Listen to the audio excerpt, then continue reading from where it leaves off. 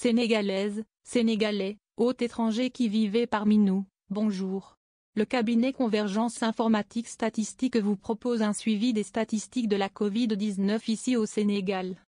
Nos analyses vont porter sur 4 principaux indicateurs. Indicateur 1. Le nombre de nouvelles contaminations qui permet de mesurer notre capacité à limiter voire à briser les chaînes de contamination. Indicateur 2.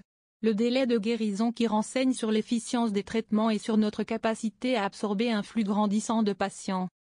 Indicateur 3. Le taux de létalité qui permet de mesurer notre capacité à guérir spécialement les cas graves.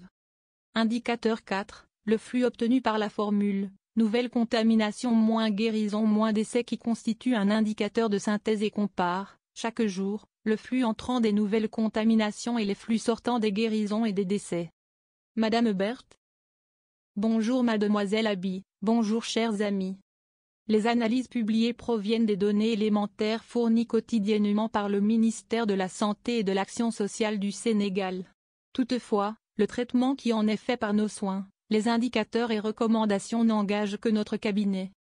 N'hésitez pas à vous abonner à notre chaîne YouTube et à notre page Facebook afin de ne rien manquer de cette série de vidéos. Monsieur Alphonse, aujourd'hui, nous nous intéressons à l'évolution de 2 indicateurs clés de performance, à savoir, les délais de guérison et le taux de létalité dans la période du 2 mars 2020 au 5 juillet 2020.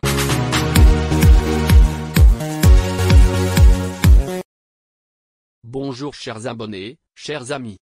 Nous définissons le taux de guérison à une date J par le rapport entre le nombre de patients déclarés guéris depuis le début de la pandémie au Sénégal jusqu'au jour J, d'une part, et le nombre de patients déclarés positifs dans la même période, d'autre part.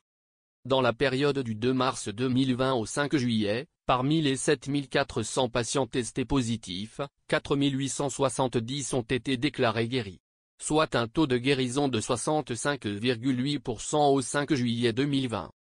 Cette performance, plus que respectable au regard des niveaux de guérison affichés dans le monde, confirme la qualité du personnel soignant que nous remercions au passage pour les efforts et sacrifices fournis. Notons cependant que depuis un mois, ce taux de guérison est assez stable voire même connaît un tassement qui pourrait être expliqué par la forte augmentation des cas positifs observés pendant le mois de juin. L'indicateur complémentaire qui nous intéresse par rapport à la guérison est relatif au délai moyen de guérison. Sur la période sous revue du 2 mars 2020 au 5 juillet 2020, le délai moyen de guérison tourne autour de 16,5 jours.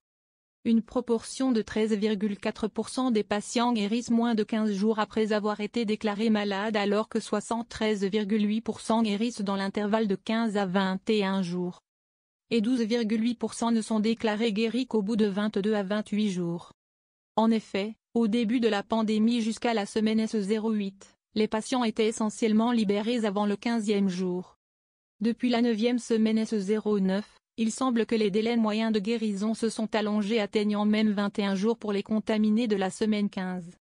En définitive, ces résultats montrent donc que, à ce jour, le Sénégal a affiché une certaine maîtrise de la capacité à guérir en une quinzaine de jours ces malades du Covid-19 tant que le nombre de malades était raisonnable entre guillemets. Par contre, depuis la semaine 9S09 correspondant au grand bond du nombre de nouveaux cas, cet indicateur sur le délai moyen de guérison des malades tend à se dégrader. C'est sans doute le signe que notre plateau médical semble insuffisant en quantité pour faire face à un afflux important de cas positifs de Covid-19. La situation pourrait être encore plus inquiétante si le nombre de patients en traitement n'est pas stabilisé à défaut de diminuer.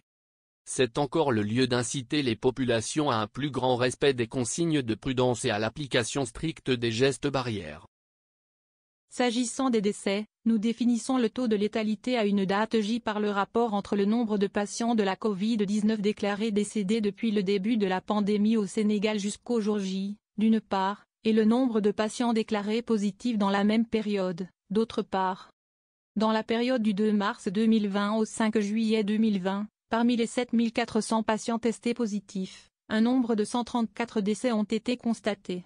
Soit un taux de létalité apparent de 1,8% au 5 juillet 2020. La France affiche, par exemple, un taux de létalité 10 fois supérieur de 18,0%. La relative faiblesse du taux pour notre pays, comparé à celui de pays disposant de plateaux médicaux largement plus performants, peut s'expliquer par la jeunesse de la population qui rend nos patients contaminés plus résistants à la maladie. Notons comme bémol, que ce taux de létalité est globalement en croissance depuis le 3 mai 2020 correspondant à cette fameuse 9e semaine. La croissance est d'ailleurs assez soutenue et requiert que des mesures soient renforcées pour venir en aide aux cas graves.